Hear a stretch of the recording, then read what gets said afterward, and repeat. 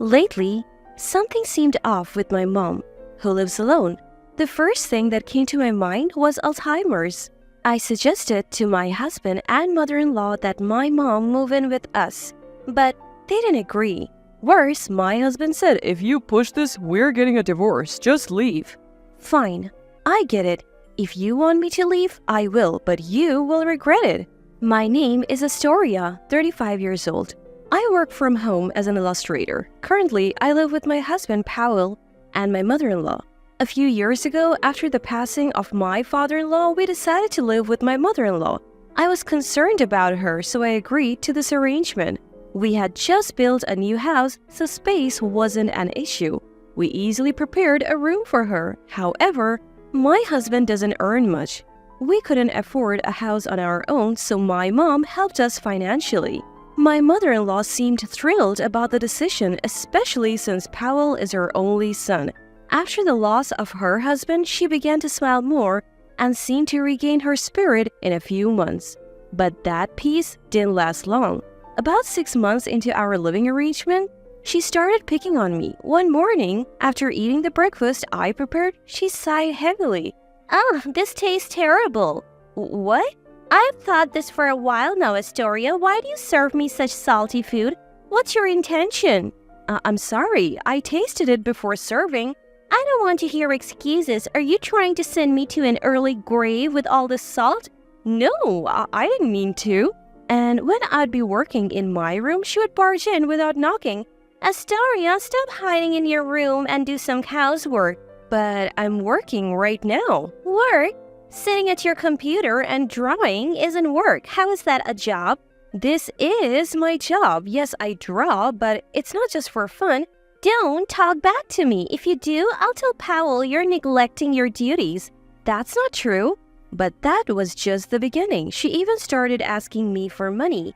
"Just $500 will do, Astoria." I can't afford that right now." "Stingy. Aren't you earning money with your computer?" It's so cheeky of her to mention earning only when she wants money. In the end, I gave in and handed her the money. This went on for a while, and with my work suffering, my frustration grew. I couldn't take it anymore and decided to talk to my husband. "Hey, Powell, can we talk?" What? I just got back from work and I'm tired. "I'm sorry, but can we do something about your mom?" What about her? "She interrupts my work daily, complains about the chores, and even asks for money. I can't get any work done and it's really stressing me out." He looked annoyed and responded sarcastically. You know, you don't have to consult me about every little thing. "What?" When mom acts like that, it means you're not doing your job as a wife, right? It's your fault. Besides, she's a housewife. Why can't you just give her some spending money willingly? "Wait a minute, I do all the housework, and why should I be the one giving her money?" Because if you were doing the housework properly, she wouldn't be upset. Understand that? Think of the money as a token of gratitude. It's a fee for her guidance on your poor housekeeping. "That's not..." I was dizzy from my husband's unexpected words. Instead of support, he blamed me. He continued looking down at me. Listen, you're the wife here. You're married into my family. Just listen and do as you're told. "But..." Quiet. Mom has been a housewife longer than you. She knows more. Her word is law. Got it? But... From now on, if you upset mom, I won't forgive you. Just do your job as a wife perfectly. Understand? With a face like a gargoyle, he stormed out of the room. Tears streamed down my face. Why is it always me? Why am I the one being blamed? We started living together thinking it was a good thing, but I never expected it to turn out like this. I deeply regretted agreeing to live with them. One day, I felt like hearing my mom's voice, so I called her. "Mom, it's me, Astoria." "Oh, Astoria, it's been so long since you last called. What have you been up to?" It's only been 2 days since we last spoke." "What are you talking about? You haven't contacted me in 2 months." What?" I had a bad feeling our conversation wasn't making sense. The word Alzheimer's crossed my mind. Worried, I took my mom to the hospital the next day. My fears were confirmed. She was diagnosed with Alzheimer's. Though it was mild, the doctor said it would be difficult for her to live alone. She had me late in life, so she's already well into her 70s. I couldn't believe that my energetic mom had Alzheimer's. That night, I told my husband and mother-in-law about the diagnosis. Mother-in-law, Powell, I need to talk to you about something. They both looked annoyed. What is it? It's probably nothing important. Is it even relevant to us? It's about my mom. Today, she was diagnosed with Alzheimer's. What? Alzheimer's? Your mom? Seriously? Yes, so about what we should do. Before I could finish, they burst into laughter. Poor thing, having Alzheimer's. I don't want to be involved with sick people. Right, how weak must her brain be to get Alzheimer's at her age? Wait, why are you saying such things? Ignoring my confusion, they continued laughing. People who get Alzheimer's are those who don't think much in their daily lives. Yeah, just like you, not thinking much. That's why you'll get Alzheimer's. Stop it. How can you say such cruel things? Why not? It's the truth, right? Yeah, Mom, we're just telling the truth. This is too much. Everything went dark as their cruelty overwhelmed me.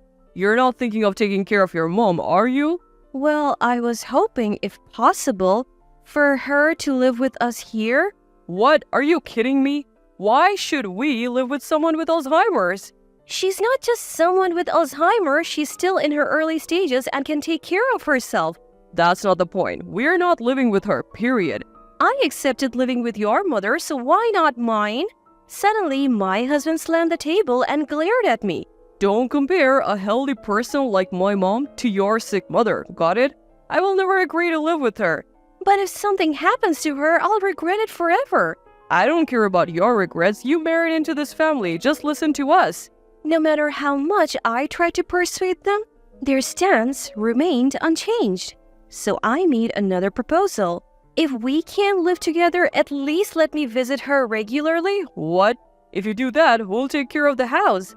I'll manage the housework. I'm just really worried about her, please. No? Why not? Obviously, every time you visit her, it will cost money. And we will have to pay for her medical bills. Our finances will suffer. It's my money. No, you're not visiting her. End of story. Far from living with mom, I was not even allowed to go to her place and I'm completely stuck in all directions. Even mother-in-law, who was listening to the conversation, added a blow to me. Astoria, do you even understand your position here? Mother-in-law, please, I am really worried about her. Enough. You're part of the Brown family now. Just listen to Powell and me. But enough. If you keep this up, we'll divorce. How dare you defy us? Get out.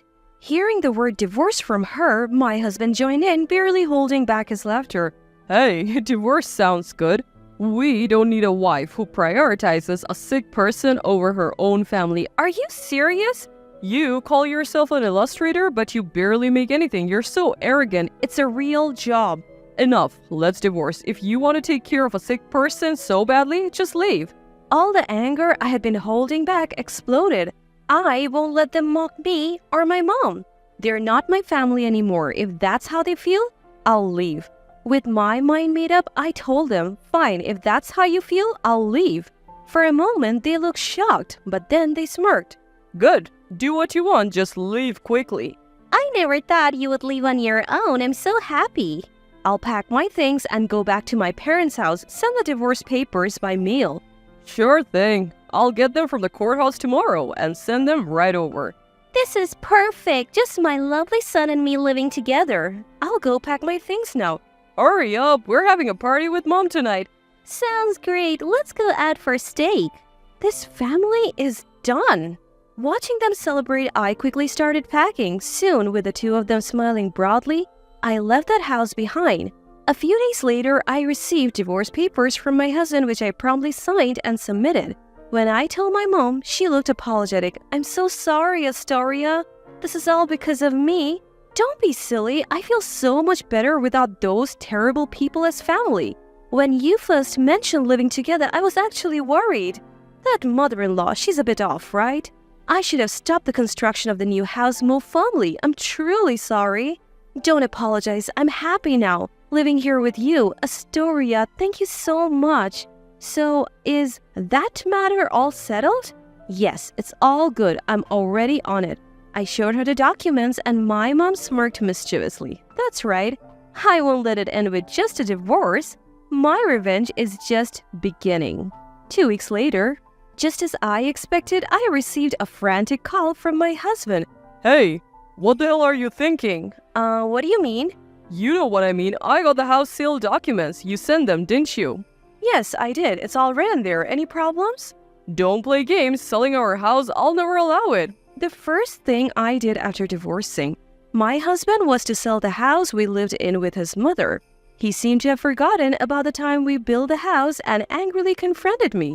Why can't you sell that house? It's ours. Ours? Really?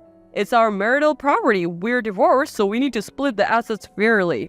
His absurd claim made me burst into laughter. Are you kidding? Split assets? Don't make me laugh. What's so funny? Do you even realize why we were always short on money? That's because you never earned enough. I have savings. You're wrong. What? I had to give money to your mother almost every day. That's why my savings are almost gone. If we were to split assets, I would just take half of your savings. You're joking, right? It seemed he didn't know that my savings were almost depleted. Still, he persisted. But we have the house, our house. I told you, I'm selling it. You can't decide that on your own. My mom and I live here. If you insist on selling, give me half the sale price.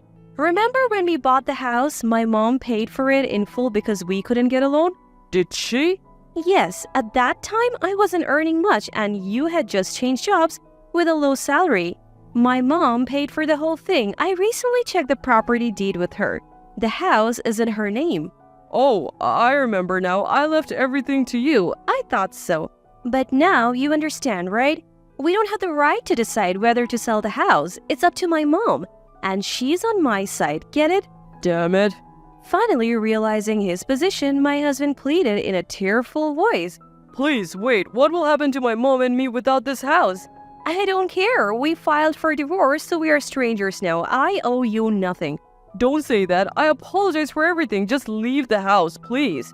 So what's your plan? Buy the house in full from my mom? Don't joke. That's impossible, you heartless woman. My husband seemed to have let his true feelings slip, showing an awkward reaction with a hesitant, "Oh." Seizing the moment, I fired back at him. Now you're asking for help? You think that's going to fly after all this time? Are you out of your mind? After all the times you and your mom belittled me, you think we can just pretend it never happened? You brought this on yourself. Please, wait. I'm begging you. I'm genuinely relieved to cut ties with you and your terrible mother. From now on, it's just me and my mom. I couldn't care less about what happens to you two. I hope you both sink to the lowest depths together. I hung up the phone without waiting for a response and blocked his number. And just like that, I was finally free from them. Later on, I heard they moved out of their house and started living in a cramped apartment. With his meager salary and his mother who had only ever been a housewife, their downfall was easy to imagine. Now, his mother apparently works a hectic part-time job at a supermarket. On the other hand, my mom and I are living peacefully. Thankfully, her Alzheimer's is still in the early stages. However, I know it's going to get tougher in the future. That's why I want to spend as much time as possible with my mom, my only family. I've made a promise to myself to cherish every moment I have left with her.